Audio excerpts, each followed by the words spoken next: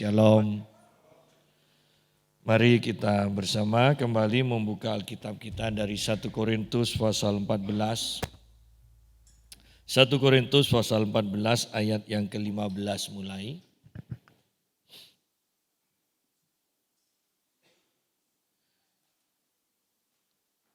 Jadi apakah yang harus kubuat?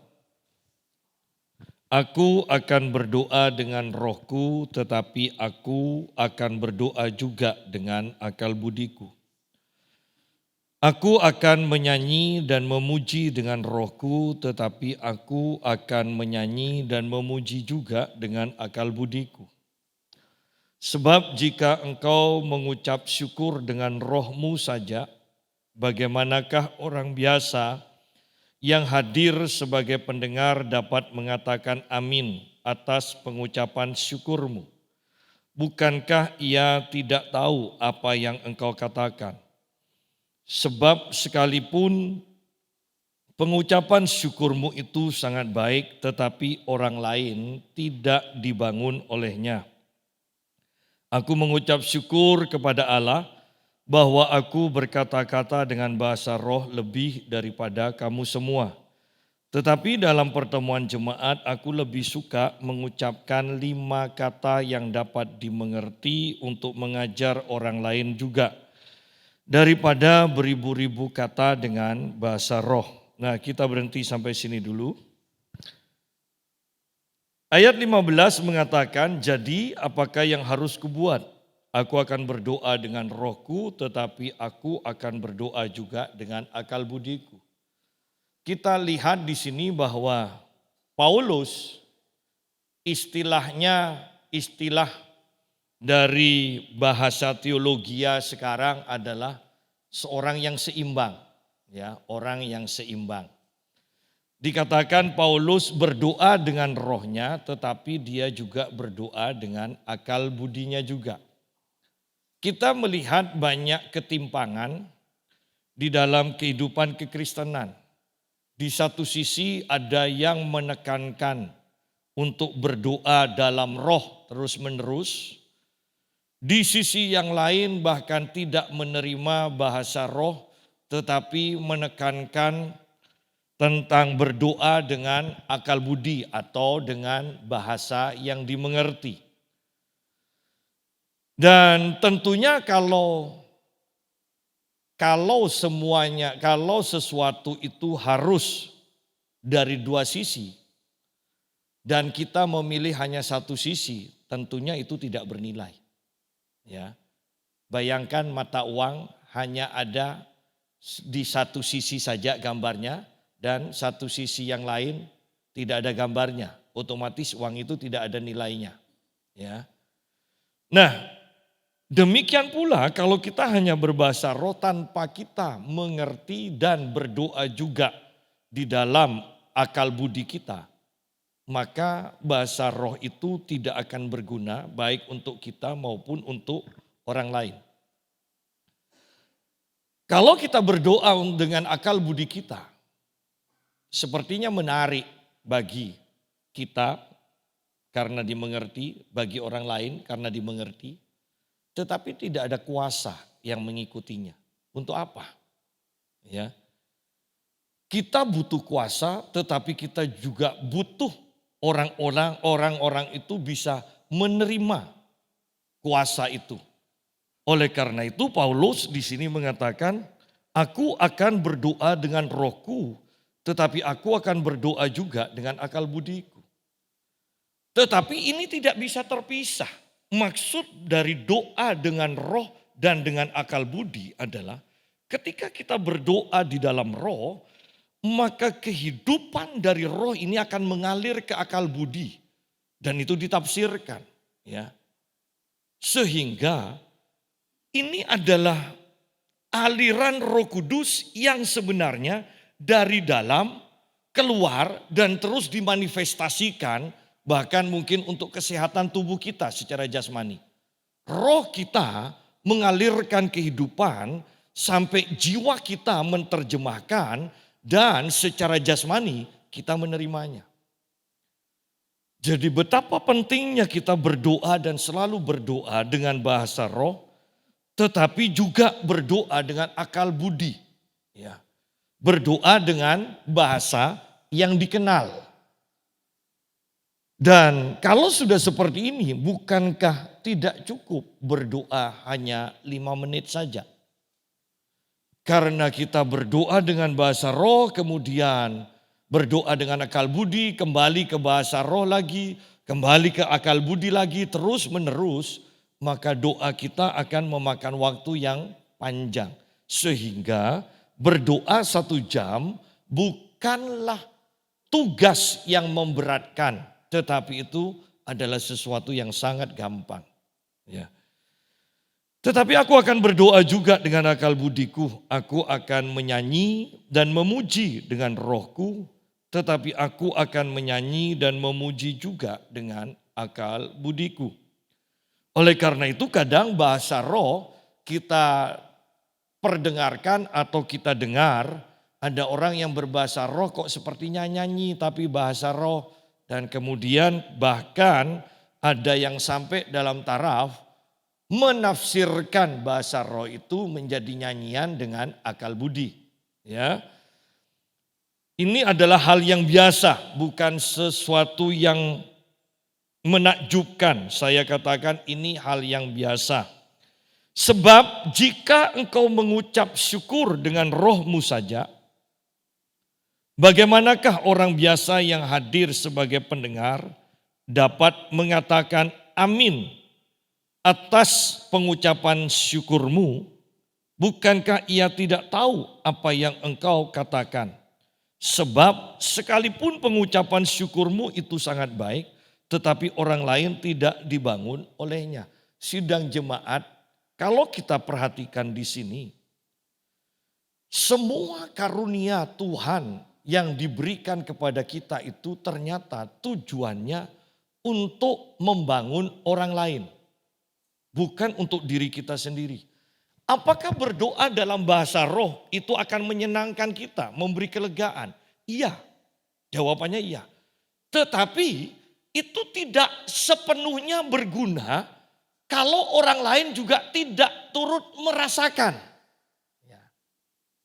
Tidak turut menikmati. Sehingga ayat 17 mengatakan sebab sekalipun pengucapan syukurmu itu sangat baik, tetapi orang lain tidak dibangun olehnya. Bayangkan ini, doa ucapan syukur dalam bahasa roh saja dituntut untuk bisa berguna, memberkati, membangun orang-orang di sekitar kita. Ini doa loh. Bukan bergerak dengan karunia roh loh. Belum bergerak dengan karunia roh. Ini hanya doa ucapan syukur dalam bahasa roh. Itu pun tidak cukup, harus dengan tafsirannya atau diselingi dengan ucapan-ucapan yang bisa dimengerti. Ya. Sehingga ucapan yang bisa dimengerti itu akan memberkati orang-orang di sekeliling kita. Bahkan orang lain bisa bersepakat dengan kita untuk mengaminkan ucapan syukur kita. Ya. Nah, ini sangat luar biasa. Artinya begini. Doa ucapan syukur dalam bahasa roh itu membangun atmosfer. Ya. Tetapi doa dengan akal budi kita itu akan memberkati orang di sekeliling kita. Hubungannya apa? Perhatikan kata-kata dari akal budi kita yang baik. Tanpa atmosfer yang tepat, itu udah akan sampai mengena ke hati orang di sekitar kita. Istilahnya ini nanti adalah kalau seandainya berkhotbah, khotbah dengan pengetahuan tanpa disertai pengurapan, itu udah akan kena ke dalam hati. Itu hanya bisa ditangkap oleh pikiran, oh iya khotbahnya bagus, khotbahnya bisa dimengerti. Ya. Hanya cukup seperti itu. Tetapi dengan pengurapan itu akan memaksa firman ini untuk dimasukkan ke dalam hati pendengar. Sehingga pendengar akan berkobar-kobar untuk melakukan firman itu. Ya. Itu perbedaannya. Sama dengan doa ucapan syukur yang dimengerti itu haruslah di dalam, atau istilah gampangnya, dibungkus dengan hadirat Tuhan yang kita sebabkan oleh doa-doa kita dalam bahasa roh ini loh. Sehingga kalau Anda perhatikan, doa, dua orang berdoa, Anda bisa rasakan kok, yang ini kok lebih mantap ya, yang ini kok enggak. Nah, di sana itu loh, perbedaannya di sana. Oleh karena itu jangan remehkan doa dalam bahasa roh. Jangan remehkan. Dan kita harus banyak berdoa dalam bahasa roh, karena ini membangun iman kita. Ini membangun. Ya. Sangat penting. Saya berkata pada istri saya kemarin, bercerita. Tadi pagi lah, Selasa jam 1. Kok ada setan masuk ya ke kamar kita. Kamu tidak rasakan? Tidak. Istri saya tidur dan saya berdoa. Ketika saya berdoa dalam bahasa roh, tiba-tiba seperti ada orang masuk di pintu tanpa pintu terbuka dan berdiri di depan saya. Dan saya katakan darah Yesus, darah Yesus, darah Yesus. Lumayan lama karena orang itu tidak segera pergi. Dan pada akhirnya pergi juga. Istri saya katakan, makanya beberapa hari ini kemarin saya itu kok mimpi seperti banyak setan. Ya. Kok mimpi-mimpi yang menakutkan seperti itu? Masuknya dari mana ya? Dan saya katakan, tidak tahu juga ya. Tetapi ketika tadi saya berdoa di sini, Tuhan ingatkan saya, oh iya, hari Sabtu yang lalu saya akan doakan toko yang disantet. Ya, ternyata masuknya dari sana. Nah, yang saya mau tekankan dengan kesaksian ini adalah, ini loh pentingnya kita membangun manusia roh kita. Kalau yang tahu saja diserang, itu atmosfernya bisa menakutkan. Ya, ketika setan itu ada di hadapan saya, atmosfernya menakutkan. Sehingga saya hanya bisa mengatakan darah Yesus, darah Yesus. Ya, atmosfernya memang menakutkan. Nah, kalau kita tidak terbiasa membangun, yang sudah tahu saja bisa seperti ini, bayangkan kalau kita tidak tahu kalau diserang. Ya, kan tahu tidak tahu kalau diserang tetap kena kan? Serangan tetap ada. Dan tentunya kalau kita tidak tahu kalau kita diserang, ya sudah langsung mati aja tanpa perlawanan. Nah, ketika kita banyak berdoa dalam bahasa roh, saya menekankan begini, manusia rohmu itu akan bangkit dan terbuka mata rohanimu. Sehingga engkau akan tahu apa yang terjadi di alam roh. Banyak orang Kristen yang tidak tertarik, bahkan tidak tahu bahwa hal ini diperlukan dan ini sebenarnya disediakan Tuhan bagi kita dan memang ini sangat kita butuhkan. Sehingga kita bisa berperang dengan baik. Tanpa kita membangun manusia roh kita, maka saya mau katakan dengan tegas, kita tidak bisa berperang dengan baik.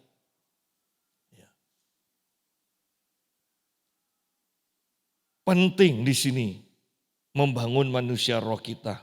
Ayat 18, lihat di sini.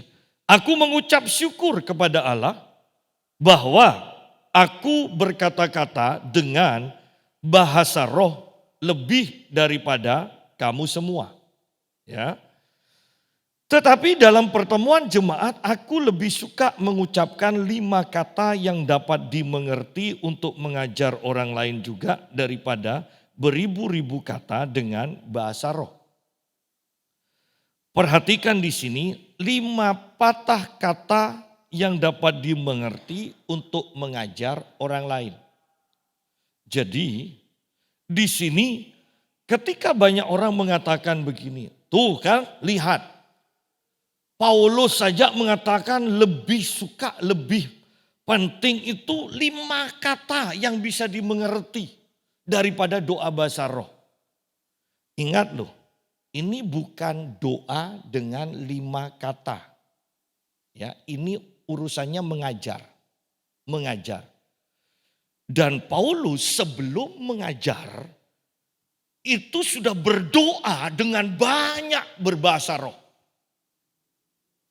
Jadi ayat 19 bukan berbicara tentang berdoa dengan akal budi, tetapi mengajar dengan bahasa yang jelas.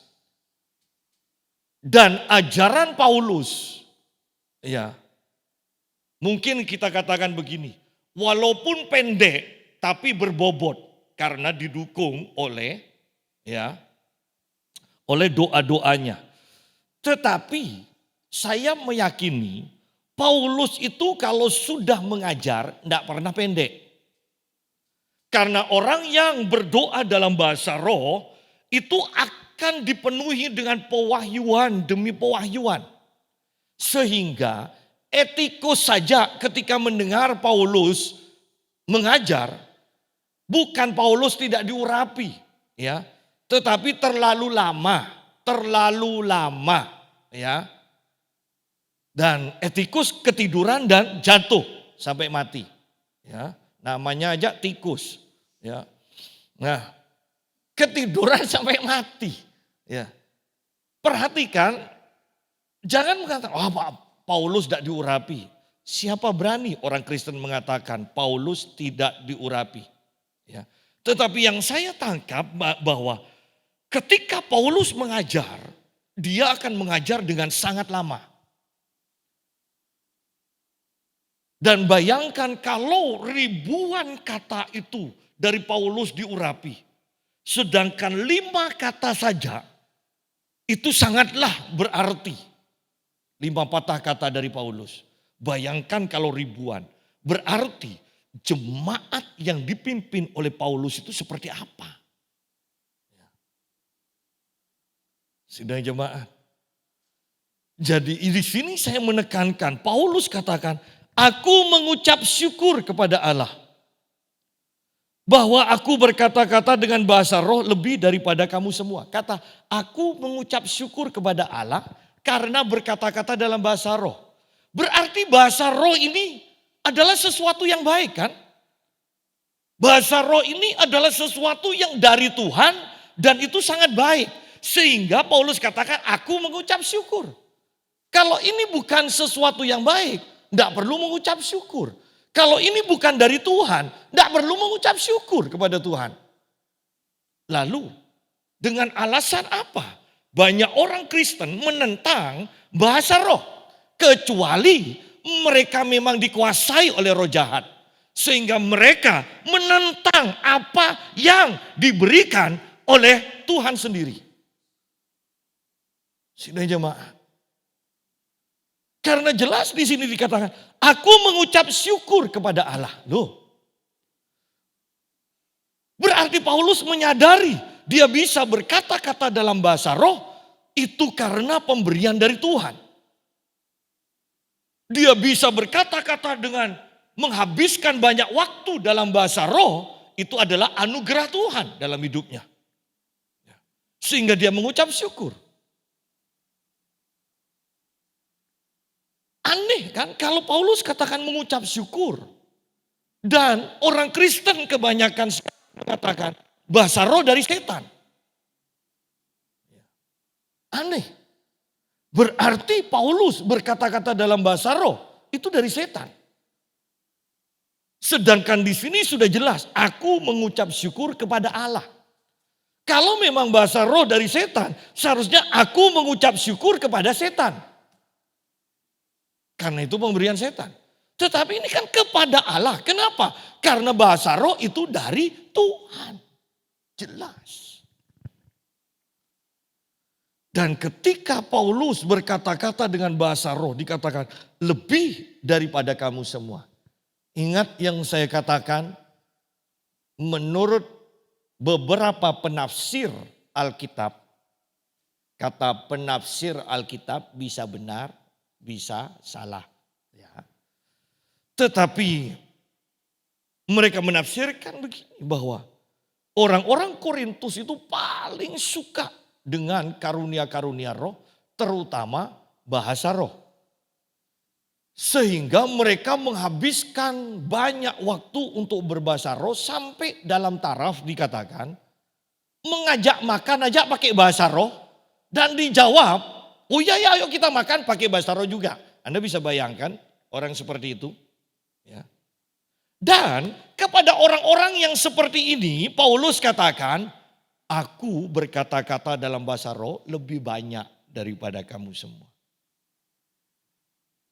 Berarti kita bayangkan Paulus mandi pun pasti berbahasa roh. Iya kan? Kalau sampai tidak ada yang ngajak bicara Paulus, saya percaya Paulus akan berkata-kata dalam bahasa roh. Ya. Dan kalau sudah sampai seperti ini, saya percaya tidur pun Paulus akan berkata-kata dalam bahasa roh. Ya. Sehingga akibat kehidupan yang seperti itu, banyak berkata-kata dalam bahasa roh.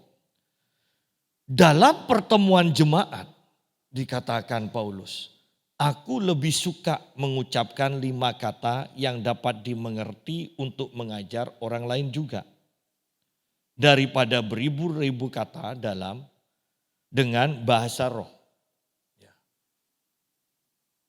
Ingat loh, kalau kita sudah sampai dalam karunia bahasa roh, glosolalia, maka itu bahasa-bahasa yang ada di dalam dunia yang kita tidak pelajari.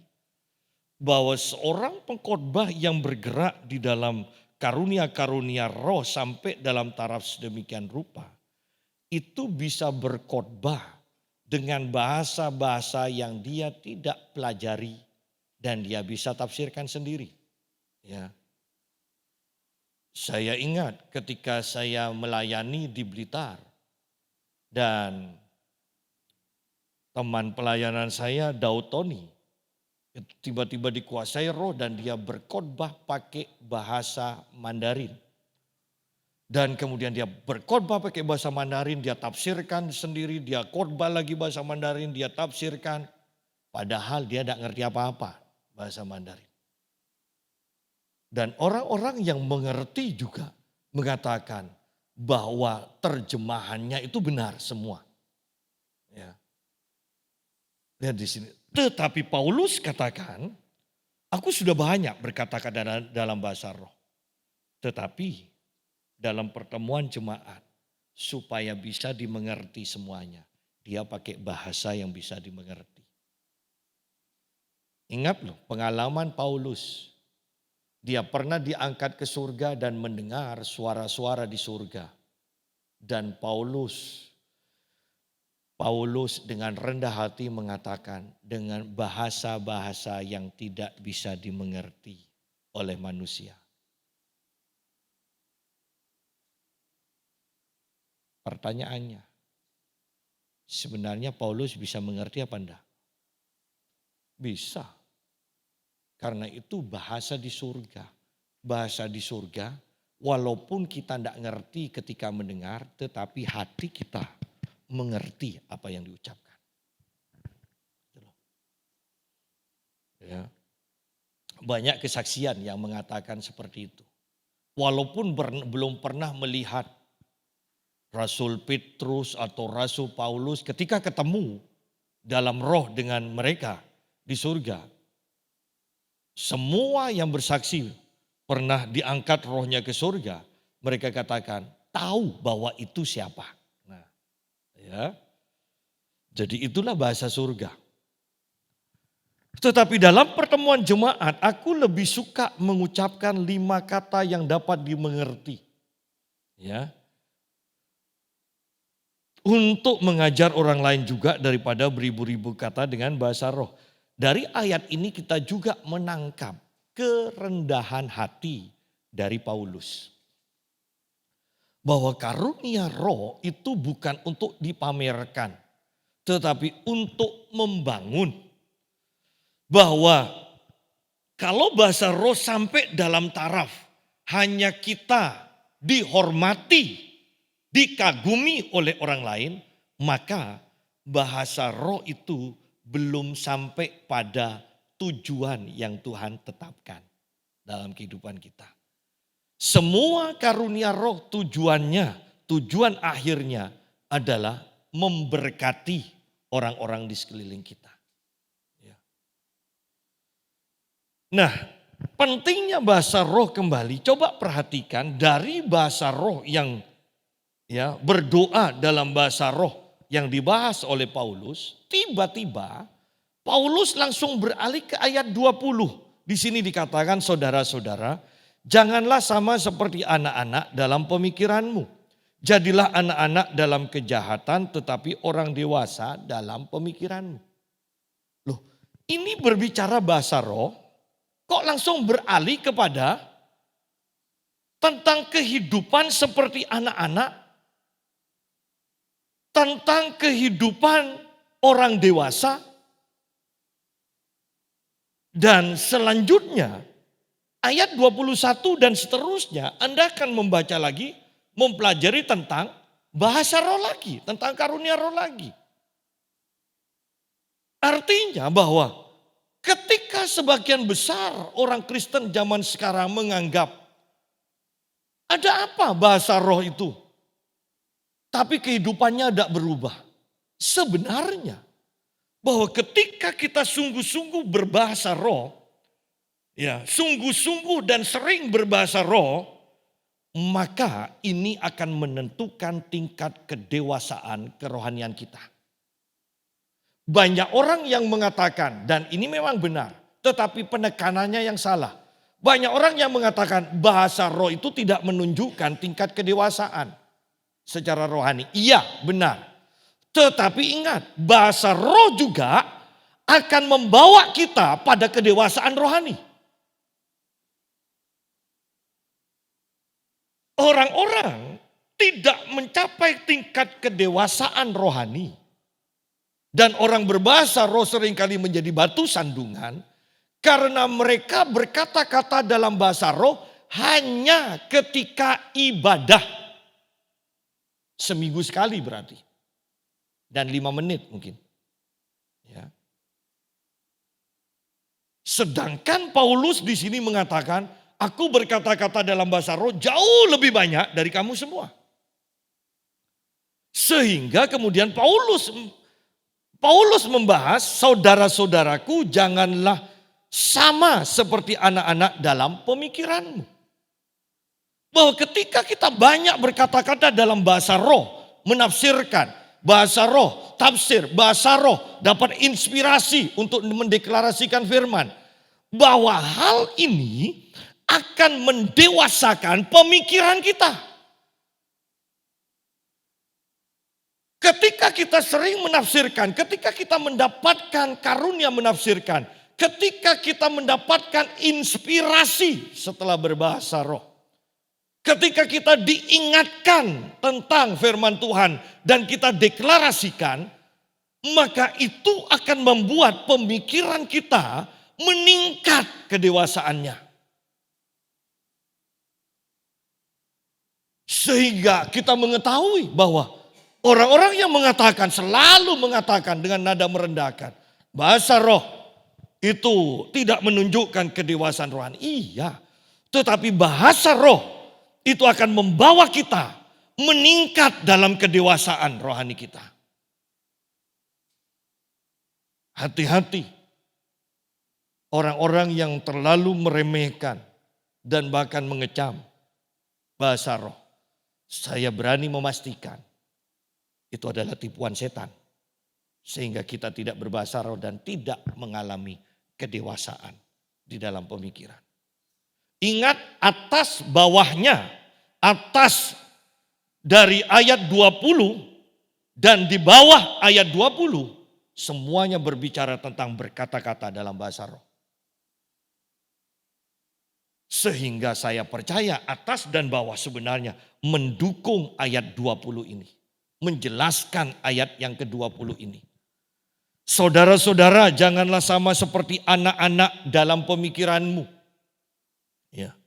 Jadilah anak-anak dalam kejahatan tetapi orang dewasa dalam pemikiranmu. Bahwa ternyata berarti ketika kita berkata-kata dan banyak berkata-kata dalam bahasa roh, maka kehidupan roh yang mengalir melalui roh kita dan ke jiwa kita, sehingga sampai akhirnya dimanifestasikan dalam tubuh kita, inilah yang membuat dikatakan jadilah anak-anak dalam kejahatan. Artinya apa? Bahwa kekudusanmu itu akan meningkat.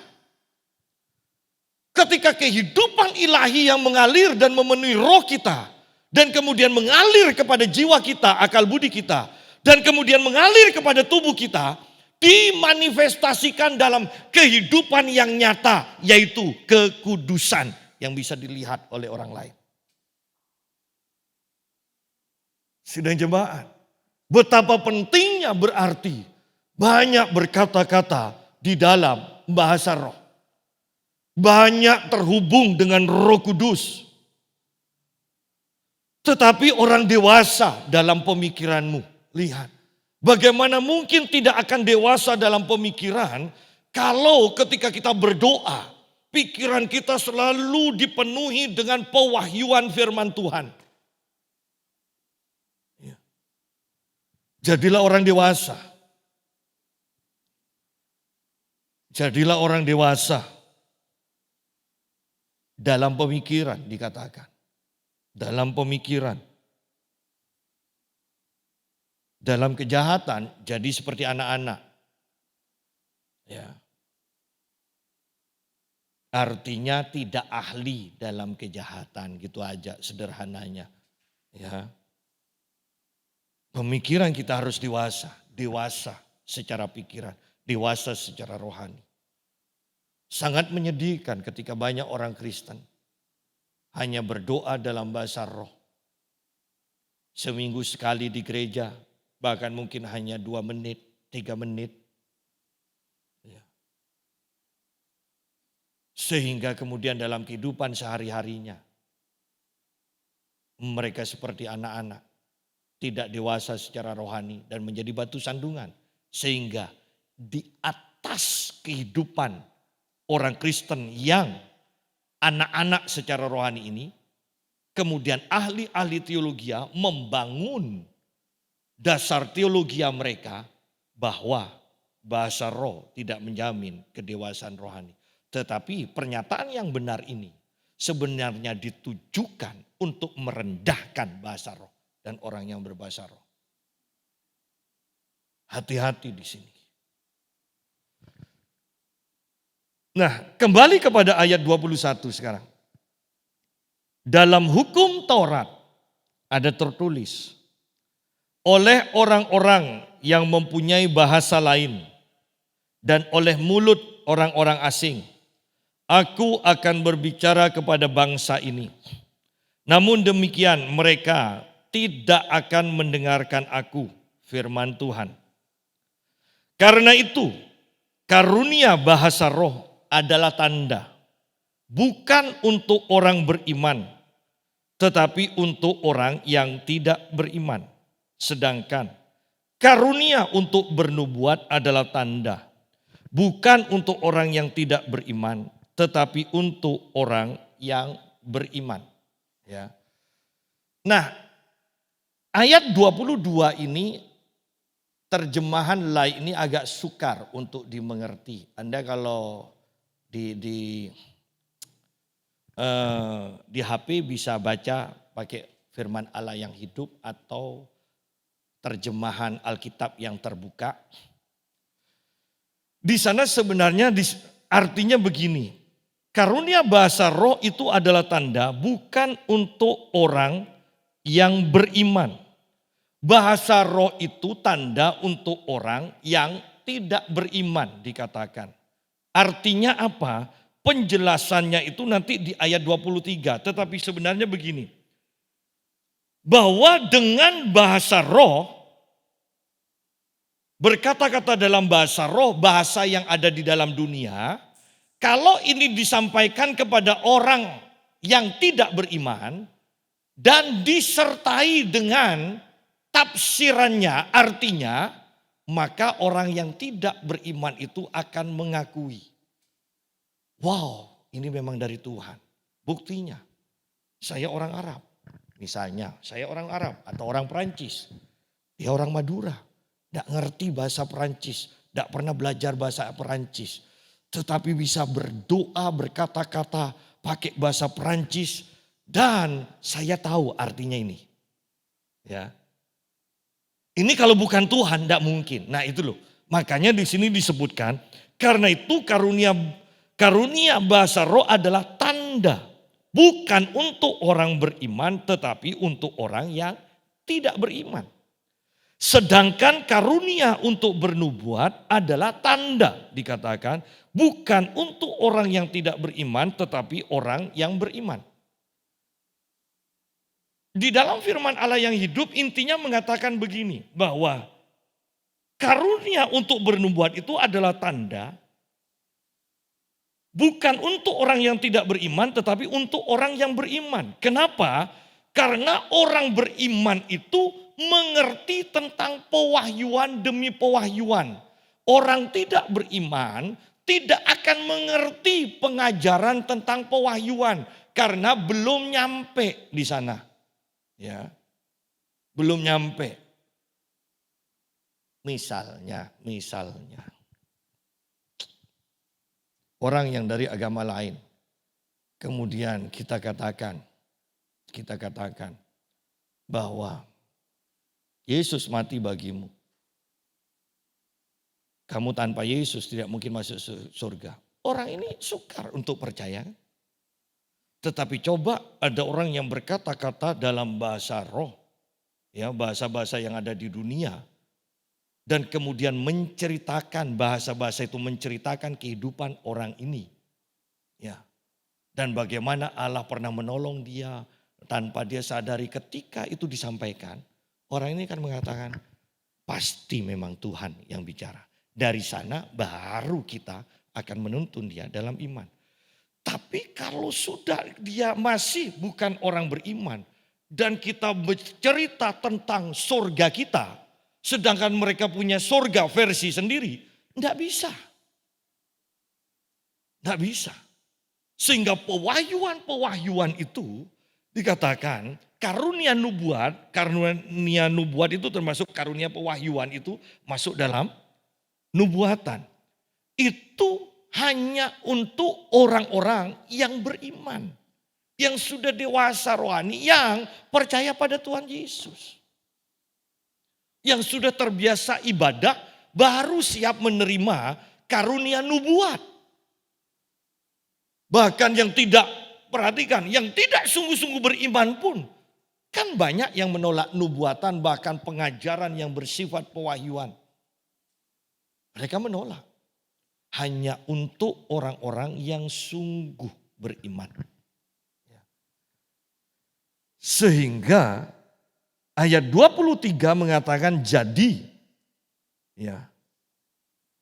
Kalau seluruh jemaat berkumpul bersama-sama dan tiap-tiap orang berkata-kata dengan bahasa roh, lalu masuklah orang-orang luar atau orang-orang yang tidak beriman. Tidakkah akan mereka katakan bahwa kamu gila? Tetapi kalau semua bernubuat, lalu masuk orang yang tidak beriman atau orang baru, ia akan diyakinkan oleh semua dan diselidiki oleh semua. Jadi kita lihat di sini, kalau terjemahan firman Allah yang hidup, kata jadi ini diartikan sekalipun demikian. Nah, itu lebih enak. Sekalipun demikian ya, sekalipun demikian berarti ini mengacu pada ayat 21 dan 23. Sekalipun demikian, kalau seluruh jemaat berkumpul bersama-sama dan tiap-tiap orang berkata-kata dengan bahasa roh, lalu masuklah orang-orang luar atau orang-orang yang tidak beriman, tidakkah akan mereka katakan bahwa kamu gila? Jadi ketika orang yang tidak beriman, kalau gereja-gereja yang besar itu sebenarnya lebih bagus. Artinya begini, orang-orang yang baru percaya Tuhan Yesus itu ada kelasnya sendiri. Jadi mereka tidak langsung gabung di ibadah seperti ini. Ya, sehingga ayat 23 ini tidak akan terjadi. Kalau orang baru tergabung di dalam gereja, ya, belum mengerti dasar-dasar kekristenan, kemudian bergabung dengan kita yang berkata-kata dalam bahasa roh, bukankah mereka akan katakan ini kumpulan orang gila ini? Ya. Oleh karena itu di banyak gereja sekarang yang besar, yang pengerja-pengerjanya cukup, itu ada kelas. Orang yang baru percaya itu ada kelas. Ya. Orang yang mau terima Tuhan Yesus itu ada kelas. Diajari nanti tentang iman dan percaya, tentang karunia roh, tentang penumpangan tangan, tentang baptisan, tentang pengangkatan, tentang surga. Itu diajarkan dulu, setelah tamat baru mereka ikut ibadah bersama. Ya. Jadi itulah kebenarannya sebenarnya. Sehingga di sini ayat 23 kita mengerti maksudnya. Ayat 24 kita mengerti maksudnya. Ya.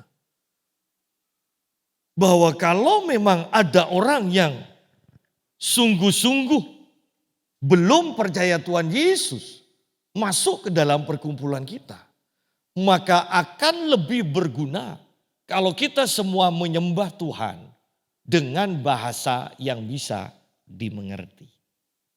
Tetapi ingat, tidak melarang berkata-kata dalam bahasa roh. Tidak melarang, bahkan tidak mengecap bahwa bahasa roh itu dari setan. Karena bahasa roh, Paulus dikatakan, aku suka supaya kamu semua berkata-kata dalam bahasa roh. Loh Paulus suka kok. Kalau hanya master teologi, doktor teologi, profesor teologi zaman sekarang yang doanya tidak jelas, yang puasanya tidak jelas, mengatakan bahasa roh itu dari setan, sudahlah, tidak usah didengarkan. Itu tidak akan mempengaruhi nafsu makan kita. Ya. Jadi kita harus mengerti di sini kebenarannya tentang karunia roh dan secara khusus berkata-kata dalam bahasa roh. Percayalah, ketika kita banyak, bukan hanya seminggu sekali berkata-kata dalam bahasa roh. Anda akan kaget melihat bahwa engkau bisa menjadi orang yang jauh lebih tenang. Engkau akan menjadi orang yang lebih peka akan suara Tuhan. Engkau bisa tahu sesuatu sebelum itu terjadi. Banyak hal yang bisa kita dapatkan. Bahkan ketika kita membaca Alkitab akan mudah untuk mengerti dan mengalami, mendapatkan pewahyuan dari firman Tuhan yang kita baca.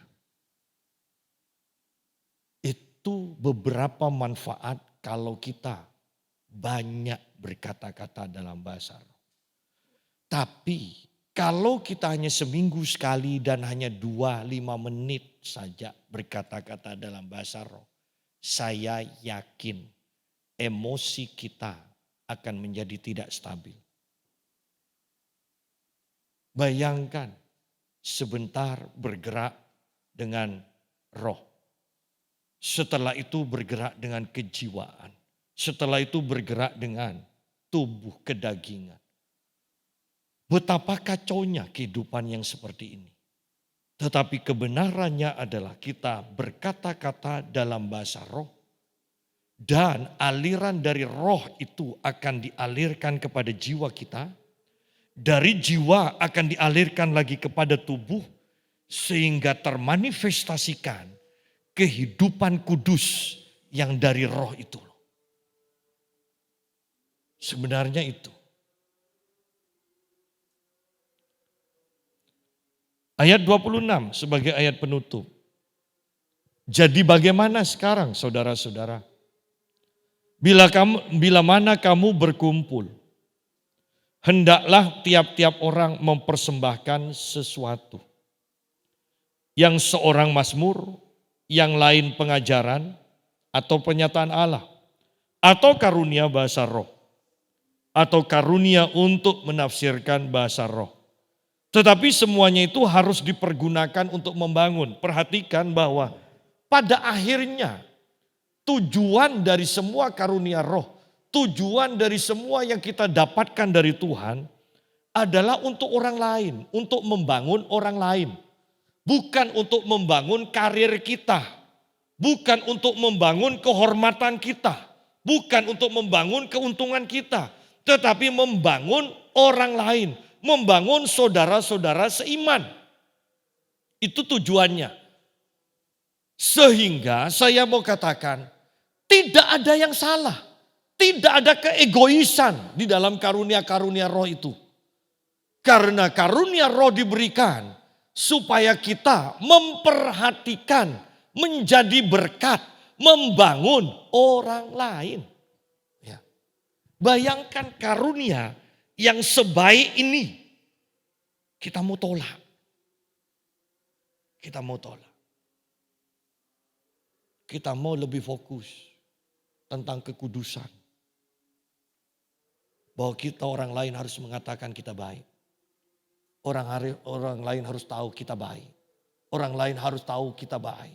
Orang lain harus memuji kita baik. Duh, kebaikan yang pada akhirnya ketika tidak dibangun dengan tepat. Ya, perhatikan yang saya mau katakan kembali. Kekudusan harus didahului oleh kehidupan roh yang bekerja di dalam roh kita. Kemudian dialirkan kepada jiwa kita. Dan kemudian dimanifestasikan oleh tubuh kita. Ya. Tetapi banyak orang yang membangun, orang Kristen membangun kekudusan berdasarkan hukum Taurat. Aku harus ini, aku harus ini, aku harus ini. Sehingga apa yang dilakukan dengan kekuatannya tentunya itu untuk dirinya sendiri.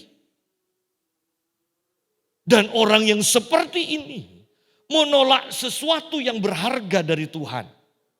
Yang tujuannya untuk membangun orang lain. Bukan untuk kita, untuk orang lain. Nah, jadi bagaimana sekarang saudara-saudara?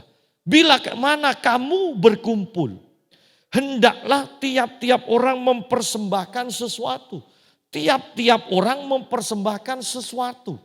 Bagaimana mereka bisa mempunyai sesuatu ini yang akan dipersembahkan. Yaitu ketika mereka membangun manusia roh mereka dalam berkata-kata dalam bahasa roh. Ketika mereka terus membangun berkata-kata dalam bahasa roh. Berkata-kata dalam bahasa roh. Tiba-tiba mereka mendapat pewahyuan. Berkata-kata dalam bahasa roh. Tiba-tiba karunia membedakan roh mereka aktif. Ketika mereka berkata-kata dalam bahasa roh, tiba-tiba marifat beraktif dalam kehidupan mereka. Dan dengan demikian mereka mempunyai sesuatu. Sesuatu yang mereka dapatkan ketika berkata-kata dalam bahasa roh, ketika berkumpul bersama seperti ini, mereka nyatakan. Satu-satu mereka dapat sesuatu yang berbeda. Yang satu dikatakan di sini. Yang seorang mazmur, yang lain pengajaran, yang lain pernyataan roh, yang lain karunia bahasa roh tentunya dengan penafsirannya dan karunia menafsirkan. Tetapi semuanya itu harus dipergunakan untuk membangun. Karunia yang sangat indah. Dan karunia ini bukankah tidak bisa dipakai untuk diri kita sendiri. Karunia ini hanya dipakai untuk orang lain. Ya. Karunia mujizat hanya bisa aktif ketika orang lain membutuhkan mujizat.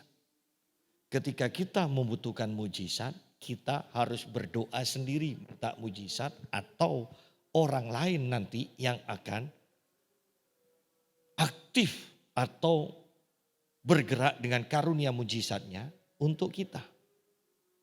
Sehingga dari sinilah akan tercipta ketergantungan satu dengan yang lain. Ketika sudah terhubung dalam ketergantungan, siapa sih yang mau menyombongkan diri? Aku hanya punya satu, sedangkan yang lainnya punya yang aku tidak punya. Semuanya berbeda, sehingga kita akan menjadi satu tubuh Kristus. Ingat, untuk memahami tentang kesatuan tubuh Kristus paling mudah, bukankah dengan karunia roh? Dan luar biasanya, sesuatu yang bisa membuat kita mudah memahami tentang tubuh Kristus. Ini ditolak oleh kebanyakan gereja. Karunia-karunia roh ini ditolak. Kenapa? Karena setan tidak mau kita mengerti tentang kesatuan tubuh Kristus atau tentang tubuh Kristus ini. Sidang jemaat, berdoalah kepada Tuhan. Bagi yang belum berkata-kata dalam bahasa roh, minta. Pasti Tuhan akan beri. Minta. Dan bagi yang sudah berkata-kata dalam bahasa roh, ayo perbanyak waktu untuk berkata-kata dalam bahasa roh. Di akhir zaman kita harus mempunyai roh yang menyala-nyala. Kita harus menjadi orang yang kuat. Ya, banyak hal yang tidak terduga akan terjadi. Tetapi hanya orang kuat di dalam Tuhan yang akan mampu untuk tetap tegak berdiri pada waktu itu. Tuhan memberkati kita. Mari kita berdoa.